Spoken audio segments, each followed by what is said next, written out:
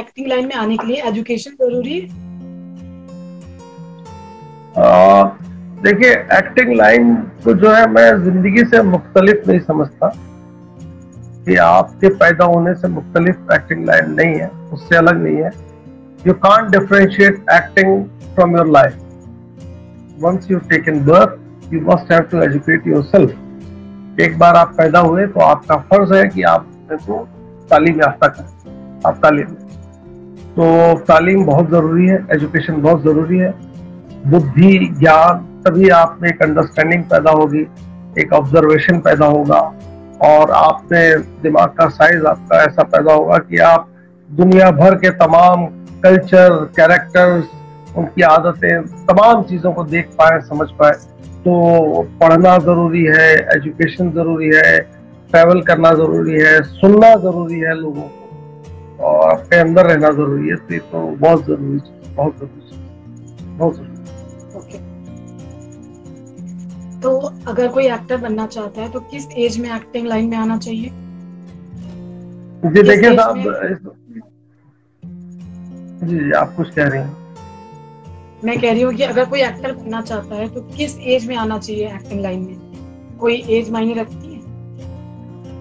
देखिए साहब, एज तो ऐसे ऐसे एग्जांपल है कि कोई मायने नहीं रखती। ऐसी ऐसी हीरोइंस है कि बॉबी में डिम्पल कपाड़िया, आपको गूगल करें, उठाए, देखेंगे किस उम्र में वो हीरोइन बनी है। मेघना कोठारी इन फिल्म प्रेम अगन, she made her debut with Fardeen Khan and Feroz Khan. What was her age at that time? You yourself can see, you yourself can check on Google. And तमाम हीरोइन है इस तरीके से, तमाम हीरो है इस तरीके से, तमाम हीरो है, तमाम हीरोइन है। डिपेंड करता है कि आपको कौन कब ब्रेक दे देता है, आपको कौन से लोग कब चाहने लग जाते हैं, आप कहाँ से कहाँ पहुँचते चले जाते हैं। वो तो ये कोई यूपीएससी या आईएएस या आईपीएस या रेलवे भर्ती बोर्ड का एग्जाम तो है नहीं कि इसमें कोई एज लिमिट हो। जिसे आपकी जरूरत रही उसने उस वक्त ले लिया, उस एज में ले लिया, वो किरदार था, कैरेक्टर था, आप क्लिक हो गए तो बस होने वाली बात। लेकिन मैं इतना कहूंगा कि एक एज वो जरूरी है कि इंसान अपनी तालीम पूरी करे, एजुकेशन पूरी करे, एक ऐसी डिग्री जरूर ले कि जिंदगी में उसे ये पता हो कि मेरे पास ये डिग्री है, ये हुनर है। अगर कल को मैं कुछ ना कर पाया इस लाइन में, या लोगों ने मुझे एक्सेप्ट नहीं किया, so that I have that much degree and I have that much talent or that much technical skill कि मैं कहीं भी जाके कुछ भी काम कर सकता हूँ। और रोजी रोटी चलाने की अगर बात आ जाए तो मैं भी किसी से पीछे नहीं। तो इंसान को वो तो अपने लिए करके रखना चाहिए, तब इस लाइन में आना चाहिए। He should not be a beggar. He should be a chooser. Cinema and acting by choice, not by force or not by compulsion. Okay. तो एक एक्टर बनने के लिए आपके अंदर क्या क्या खूबियां होनी चाहिए? देखिए, ऐसे तो कोई गिनाने में 1000 खूबी गिना देगा, लेकिन एक कहावत है कि इंसान को खुद पता होता है कि एक छोटी सी चीज होती है, एक जरा सा मेजरमेंट है कि जब आप और बचपन में बड़े बच्चों ने खेला होगा, अभी भी खेलते हैं, कि कहीं पे इतना सा, जैसे कहते हैं ट्रेंच होता है, अंग्रेजी में कहते हैं ट्रेंच, और हिंदी में क्या कहेंगे उसे, खंदक, और इजी कर देते हैं गड्ढा, नाला, ऐसा इतना इतना इतना चौड़ा। तो वो ट्रेंच पे कभी खेलते खेलते इसको क्रॉस करते हैं, इसको कूद के जाएंगे। तो you yourself can decide, you yourself can gauge. आप किसी ट्रेंच को, किसी गड्ढे को देख के, आप खुद, भगवान ने इतनी सलाहियत दी होती है कि उस ऑब्स्टिकल को देख के आपका माइंड खुद असेस कर सकता है, क्या मैं इसे फांद सकता हूँ या मैं नहीं फांद सकता।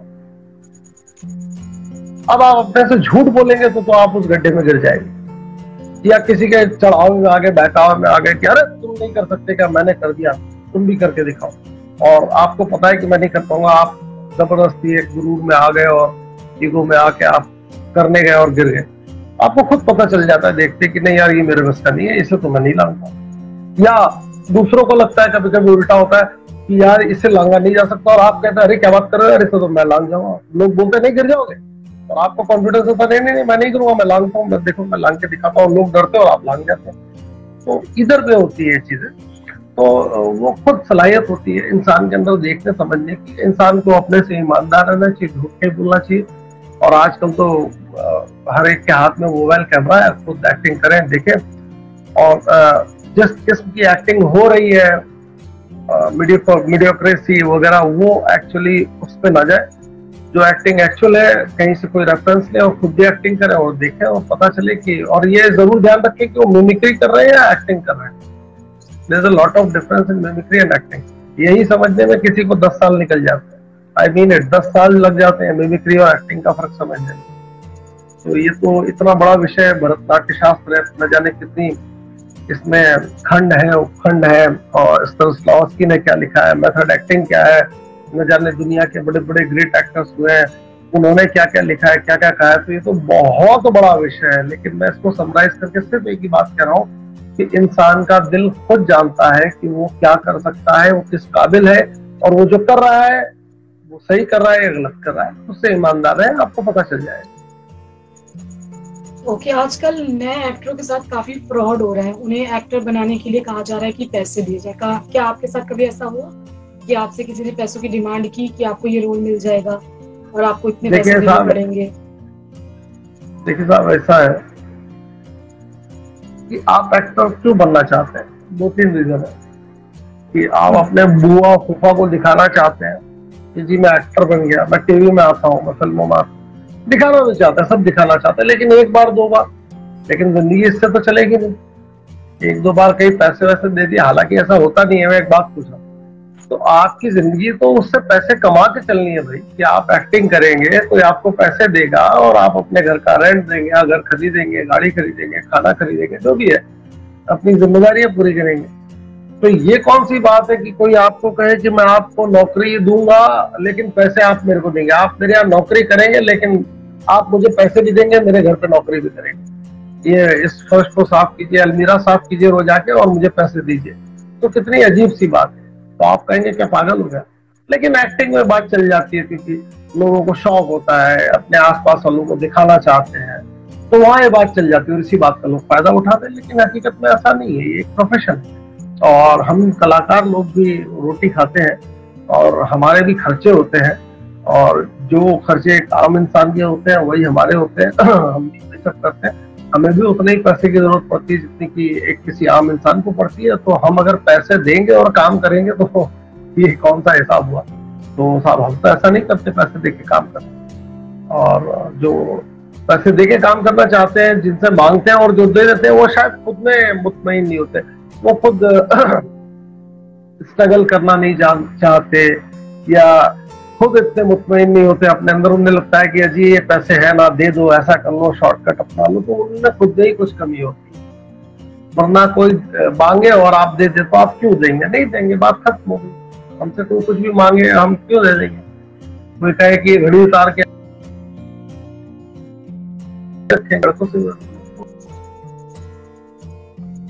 तो आपके ऊपर है। लेकिन लोग अपने डेस्परेशन में ऐसी चीजों को बढ़ावा देते हैं। मैं बस यही कहना चाहता हूँ, और ये एक प्रोफेशन है और इस तरीके से काम नहीं हो सकता।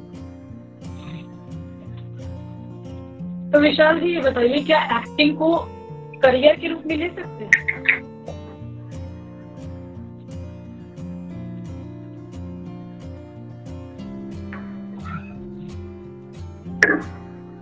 ये आप डिसाइड नहीं करेंगे, ये मैं डिसाइड नहीं करूंगा, ये वो शख्स डिसाइड नहीं करेगा जो करियर के रूप में लेना चाहता है। ये डिसाइड करेगा एम्प्लॉयर, जो एम्प्लॉयमेंट दे रहा है उस सेक्टर में। वो प्रोड्यूसर डिसाइड करेगा, वो ऑडियंस डिसाइड करेगा। तो आप डिसाइड मत कीजिए कि मैं ऐसा करना चाहता हूं, नहीं। आपके डिसाइड करने से कुछ नहीं होता। आपको आगे से आगे ऑफर है, आप करते चले जाइए। पता भी नहीं चलेगा कब जिंदगी के 10 साल निकल गए, 20 साल निकल गए, 25 साल निकल गए। आप तो बिजी रहे, फिल्में करते रहे, सीरियल करते रहे, और देखिए आज आप कहाँ पहुंच गए। तो ये आपके सोचने से कुछ नहीं होता। और कई कई ऐसे भी है जो 10-10, 20-20 साल बिजी रहने के बाद भी 10-10 साल से खाली बैठे। कई ऐसे हैं जिनके काम ही शुरू नहीं हो, 20 साल हो गए। तो ये आप डिसाइड नहीं कर सकते। ये अवेलेबिलिटी ऑफ जॉब पे है, और जो आपको एम्प्लॉय कर रहे हैं जो आपको हायर कर रहे हैं प्रोड्यूसर्स वगैरह, ये ऊपर है, उन पर है। तो एक एक्टर बनने की शुरुआत कैसे की है, क्या करा जाए पहले, सबसे पहले क्या किया जाए?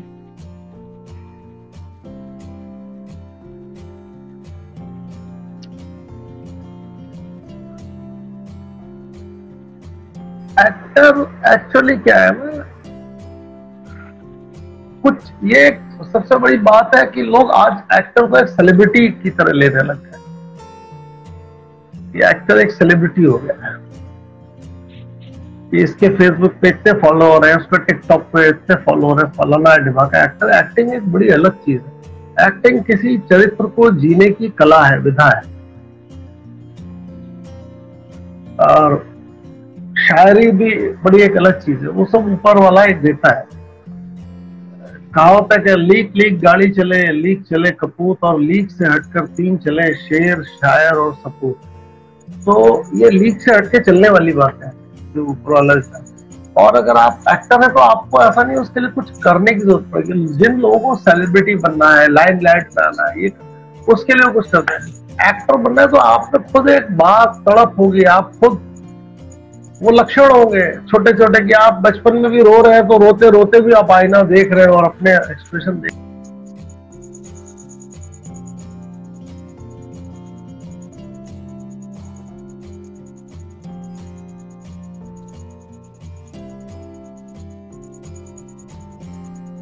उसके लिए कुछ करना नहीं है, आपको खुद पता चल जाएगा। और उसके बाद तो फिर अपने क्राफ्ट को निखारिए, थिएटर जाइए, या जिस भी इंस्टीट्यूशन में जाइए, न्यूयॉर्क जाइए, लंदन जाइए, लखनऊ जाइए, बंगलौर जाइए, जहां भी मिले आप जाइए, वहां से आप सीखिए, अपनी क्राफ्ट को निखारिए। Okay,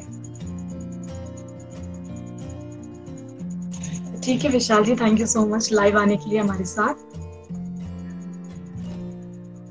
thank you so much. आपके साथ लाइव आकर बहुत अच्छा लगा। अब मैं अपने व्यूअर्स के साथ ये वीडियो शेयर करूंगी, देखते हैं। आपने बहुत अच्छी टिप्स दी है, thank you so much Vishal ji. I hope so कि मेरी बातें लोगों तक पहुंची होंगी, और मेरी बातों को, जो मैं बहुत क्लियर इंसान नहीं हूँ, जो मैंने कहा, मैं ये नहीं कहता कि बहुत मेरी बातों में क्लैरिटी है, मैं उन्हें अल्फाजों में अच्छे से पिरो पाया, ऐसा नहीं है। मैं कोशिश की है कि उसको अल्फाजों में लेकर के ठीक तरीके से पहुंचाऊं।